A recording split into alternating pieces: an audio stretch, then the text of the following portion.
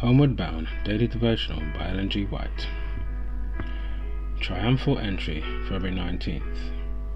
Rejoice, O daughter of Zion.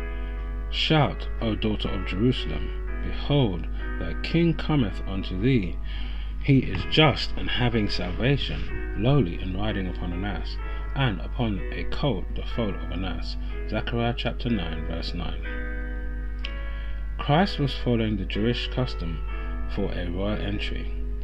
The animal on which he rode was that ridden by the kings of Israel, and prophecy had foretold that thus the Messiah should come to his kingdom. No sooner was he seated upon the colt that a loud shout of triumph rent the air. The multitude hailed him as the Messiah, their king. Jesus now accepted the homage which he had never before permitted, and the disciples received this as proof that their glad hopes were to be realized by seeing him established upon the throne. The multitude were convinced that the hour of their emancipation was at hand. In imagination, they saw the Roman armies driven from Jerusalem, and Israel once more an independent nation.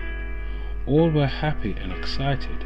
The people vied with one another in paying him homage.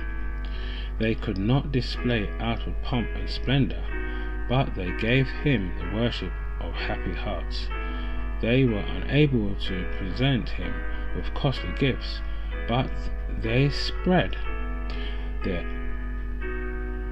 outer garments as carpet in his path, and they also strewed the leafy branches of olives and palm in the way.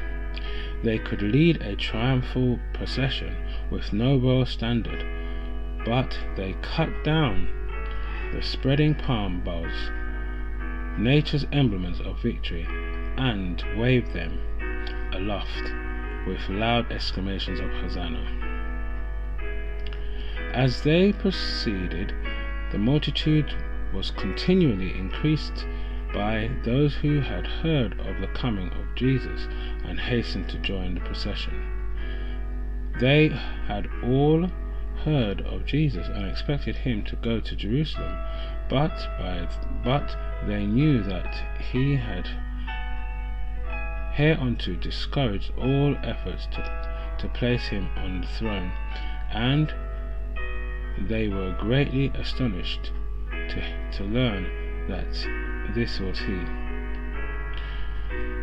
They wondered what could have wrought this change in him, and who in him who declared that his kingdom was not of this world. Never before in his earthly life had Jesus permitted such a demonstration. He clearly foresaw the result it would bring him to the cross. It was necessary, then, that the eyes of people should now be directed to him. The events which preceded his great sacrifice must be seen as to call attention to the sacrifice itself. After such demonstration as that attending the entry into Jerusalem, all eyes would follow his rapid progress to the final scene. Homeward Bound.